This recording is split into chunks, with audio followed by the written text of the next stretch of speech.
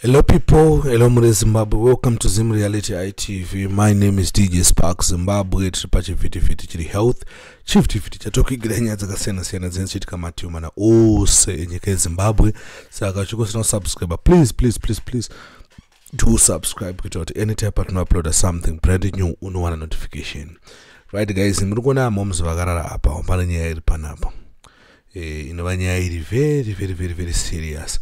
Vana vakauya kuchechi kwa prophet kuda kwashe Jose ndaitozviona wangu live. Vauya kuchechi kwa prophet kuda kwashe Jose vanoti ivo vane mwana wavo wakashaya ane 25 years vasina kumuona. So chakazoitika ndechekuti vakatomboenda kung'anga, vaenda kung'anga ngabve anofukunura paakafukunura ichibva yati munhu akafa ngatimuvigei, munhu akavigwa.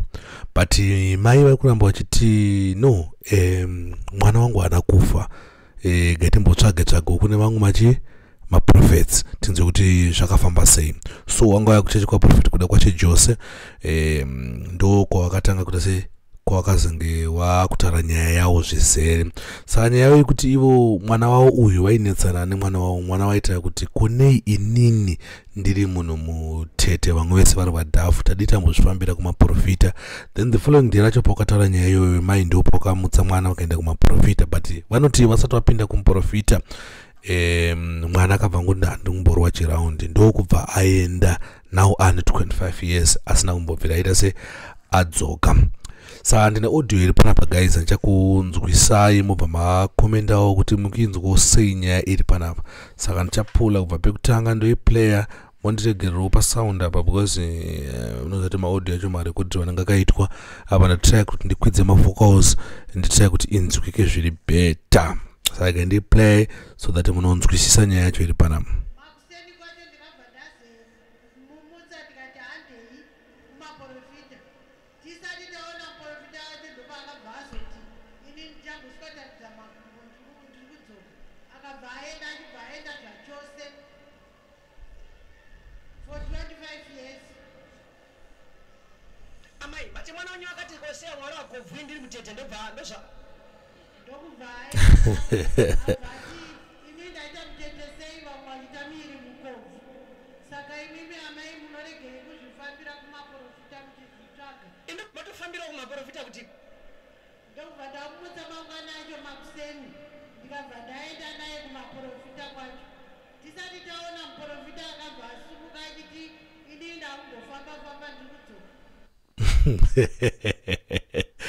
Zvivira vanhu zvinoitika zviriko.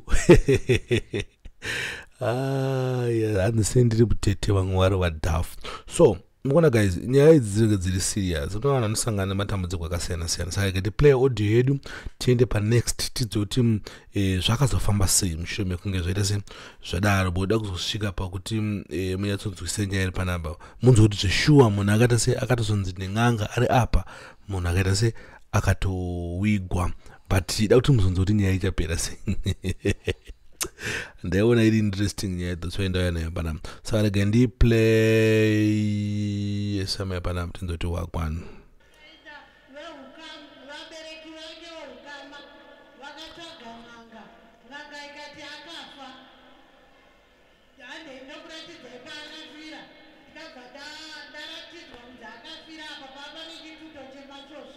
Amana mukunzwa nyaya iri panapa. Hanzi mwana zvadaro ane time asingabatiki, hama dzacho dzekunobva mwana dzakabva dzati no, rege tiende kung'anga tinonzwa kuti mwana akaita sei. Hanzi nen'anga munhu akaita se akafa, vachibva varatidzwawo imwe engo yawakaratidzwawo ndiri kunzengeya nemasvosve. Sadai kuti munyatsonzwisise nyaya iri panapa.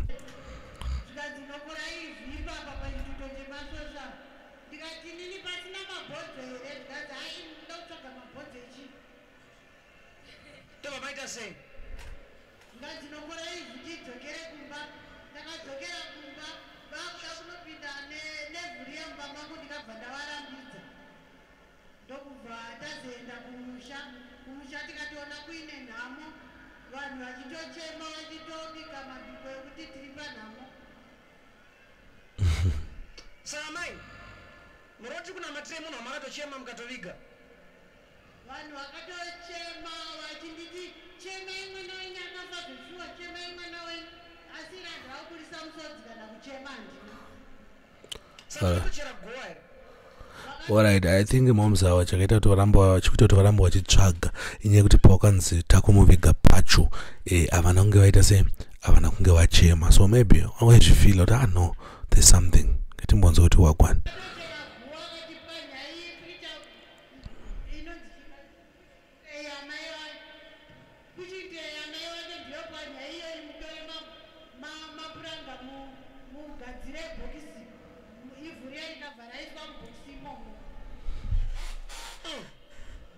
Akoma wacho mati kudini saka mura kuziva kuti kudini dai mukomana muningina isisu tida kuziva kuti mwana wedu mupenyu here kana kuti akafa. Are you sure? Kwadi tanetseka ndinari kuti muringa ibatsirike. Yes. Are you sure? Yes. Ati kama katoviga munhu wacho ka akabona kuti wakuru wacho timbonzwewo awo koga vataura wongo akatovigwa akatocherwa gwana vachitochema pakaipa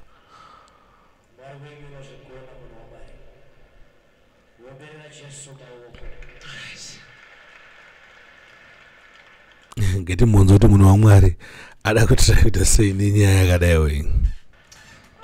Amai vakabereka mwana ndevapi? Saka ndani wenyu mukoma munin'ina sega tiite kuti munin'ina aone ari iye koko mungadere kuziva kuti mwana wenyu ari kuti. Are you sure? Chokwadi tinoda kuziva. Chokwadi ati mufambe 7 steps, muchifamba 7 steps, step number 7 muchakotsera muchatanga kurota imimi mwana wenyu muchamuona mugonotaura naye kana ari mupenyu kana akafa achakudzai kuti amai ndakafira pakati chataura naye mototi anonondakudza mubva matoenda motosvika panhu pacho nemadirections ese muchamawana. Pakashata pakaipa guys. So now zvadai so manje prophet wakabva namatirachi muning'ina wacho anamatira muning'ina wacho achibva akotsera nyaya chiri interesting. Abva akotsera akotsera ndobva atanga kuona, so vatanga kuona kuti munhu mupenyu here kana kuti akafa. So now zvada kuita panapa ndezvekuti ndichangoyatidzaiwo ndichakuatidzai video racho panapa ndikuatidzai video racho panapa mobva maita se mobva maona video ravo rakazenga vakuita se ravakazenga vakunamatira vakutaura because chakazoitika ndechekuti vakazenga varara vakazotanga kutaura kunzi ndiri mupenyu zvakafamba so ndane 25 years ndakagadzirwa so ndine nhamba dzandobatika idzi boys vawadi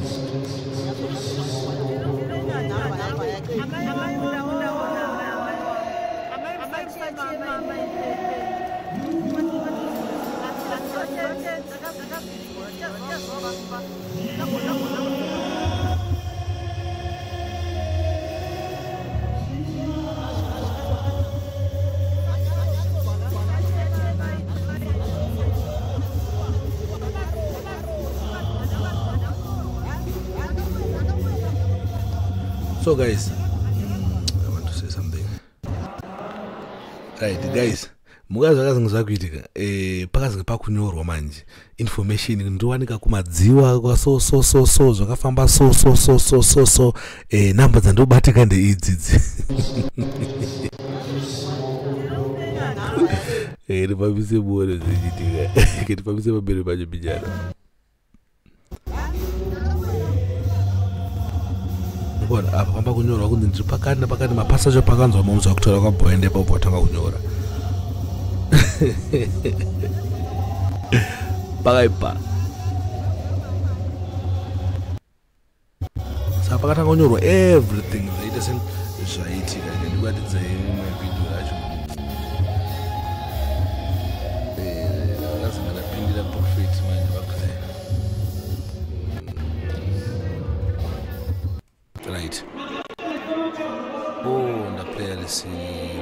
imwe nyaya futi ndichazoita yemukadzi aichika sipo. I think ndo next video yanokuta se randiri kuita irori, but for now ambokwatidza momuzvanga kuti mwana wavo mupenyu ende vakazengwa kucelebrate chichi takuona. I think this video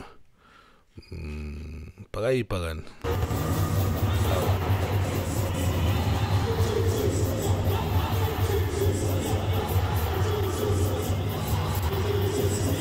Mambo yetu haya ne brown ndo muri Zimbabwe ne brown ndo moms vacho nyakubereka, then ndiye muningini angakarara angachitaura akazenga akuona yayo. Ndakazotora nyaya iri interesting later ndipo ndasitanga kutora ma videos haya mona. Apa ungonzo kuti mwana chimupenyu sandozoga kucelebrate kana unga kufara.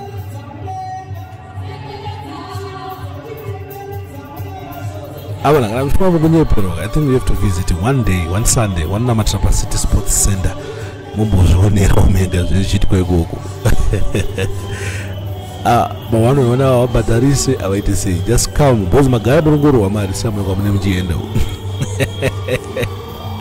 Magara burungoro ze burungoro wamari. Saka endai ikoko wamusingarowe mari ukandika munoona munoyatsonzwa. Saka ndonyanga iripo panapa muri Zimbabwe ngati mitese muone. Saka ndo zviri kuitika ku City Sports Center avanonzi Prophet kuda kwashe Jose. I think vanhu vazhinji vanoda kuzombonozvionera vega maanoina matrapa City Sports Center. Saka chimboenda ikoko momboona, and I think you are all invited next week. Iyo pane yavanonga vachiita hanzi nde ma families. So munofana mboya guys. Omega. Anyway, thanks for watching, thanks for supporting Zim Reality ITV. Always remember that fear not, sin not, whether you like it or not. The truth is the truth.